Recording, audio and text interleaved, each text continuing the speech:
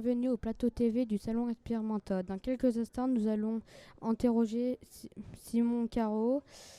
Bonjour Monsieur Simon Caro. Bonjour. Est-ce que vous pouvez présenter votre œuvre? Oui, donc moi je fais partie d'une compagnie qui s'appelle la compagnie La Tournoyante, qui est une compagnie de cirque contemporain.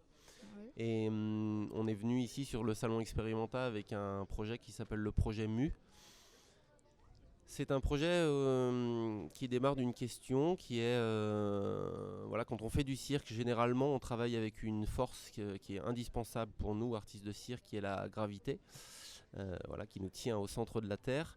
Et on s'est posé la question de savoir si on pouvait utiliser d'autres forces qui existaient pour explorer le cirque autrement. Et donc on s'est vite intéressé à une force en particulier qui est le magnétisme, parce que c'est une force qui a la particularité d'être observable à l'échelle du corps, à l'échelle du corps humain. Voilà, donc on est parti là-dessus et on a commencé à aller interroger des scientifiques, à leur poser des questions sur le magnétisme, qu'est-ce qui était possible de faire avec ça, des physiciens, et puis très rapidement aussi des ingénieurs. Et on a développé un matériel spécifique pour mettre en jeu donc le corps d'acrobate avec concrètement donc des aimants puissants.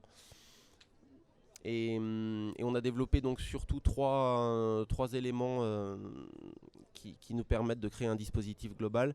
Le premier élément, c'est tout simplement c'est une interface. Donc pour visualiser ça, c'est concrètement on a souvent déjà eu l'expérience de jouer avec des petits aimants au travers par exemple d'une feuille de papier ou d'un morceau de bois, déplacer des objets comme une petite cuillère ou voilà. Donc nous c'était la même chose, les interfaces c'est l'équivalent de cette feuille de papier. Voilà, donc elles ont des caractéristiques particulières et elles sont conçues comme un jeu de Lego, c'est-à-dire que concrètement on peut en faire à peu près tout ce qu'on veut, un mur, un plafond, voilà. Là on est venu ici avec un plan incliné.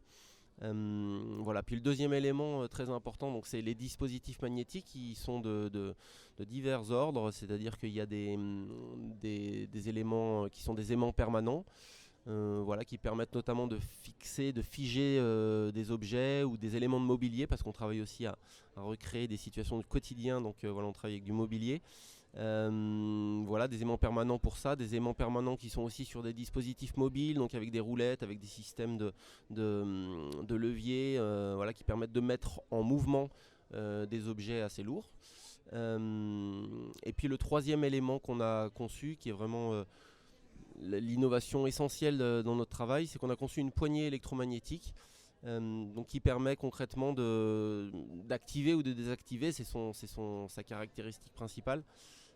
Et donc de travailler en dessous, derrière ou au-dessus des plans, de façon à mettre en jeu au-delà de ça donc les objets ou les corps.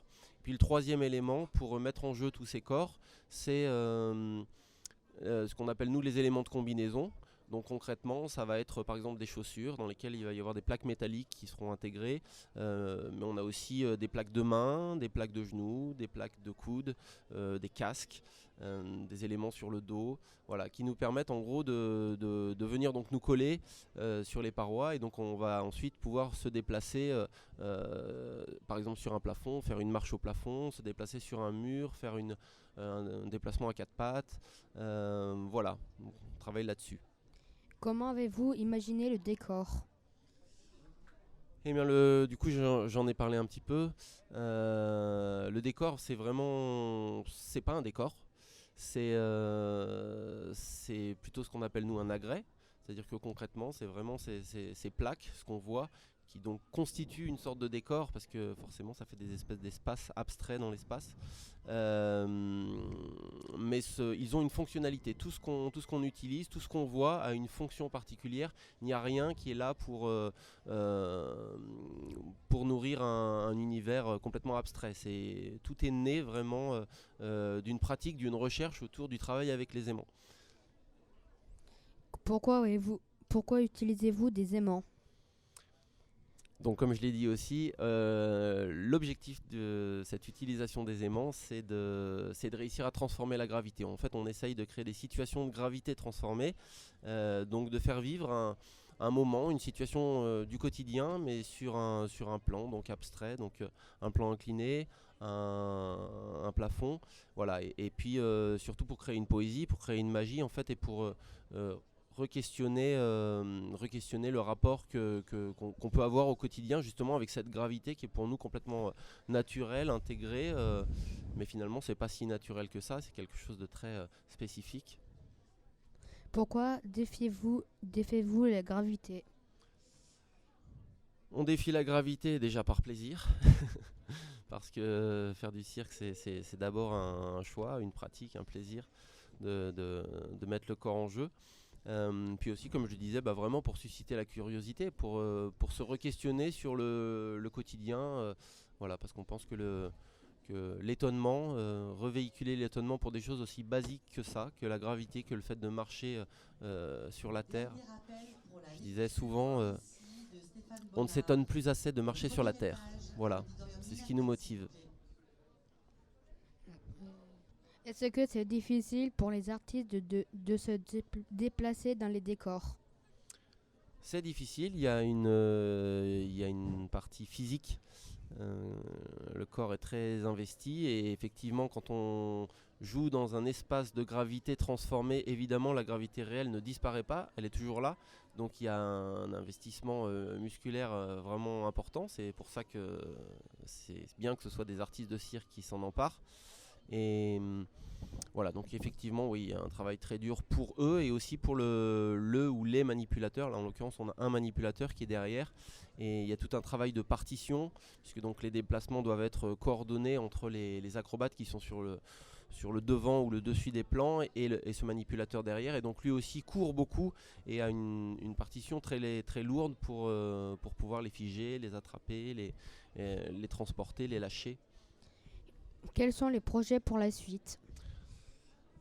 Et bien justement, il y a beaucoup de projets pour la suite. En fait, avec ce projet, on a plein de perspectives parce que on a l'impression d'avoir un petit peu ouvert une porte et que derrière, il y a tout un univers qu'on pourrait décliner parce que ces agrès, ce rapport au magnétisme, en fait, il permet de développer beaucoup de choses. Là, par exemple, on a des choses qui sont, on va dire, dans les tiroirs. Dans les recherches qu'on a fait, on a un machinois qu'on pourrait suspendre, qui pourrait être ballant et tout en se déplaçant, collé au plafond, lâché, etc. On a plein de choses comme ça qu'on a découvert, mais qu'on n'a pas exploité dans le projet de spectacle pour l'instant. Donc c'est continuer de développer ça, continuer de rencontrer beaucoup de scientifiques et d'ingénieurs pour qu'ils nous aident aussi à améliorer nos systèmes, en imaginer de nouveaux. Parce que je pense que c'est vraiment une recherche infinie, il y a 1 million de choses à faire avec ça, et puis il y a aussi toutes les perspectives artistiques. On peut faire plein de choses avec la musique. Pour l'instant, on a choisi un univers musical, mais on pourrait travailler sur la musique à partir de notre configuration, à partir de nos dispositifs. Voilà, c'est la même chose sur le corps, le travail du corps. Il y a beaucoup de dimensions qu'on pourrait explorer encore. Merci d'avoir répondu aux questions. Merci et au revoir. Merci.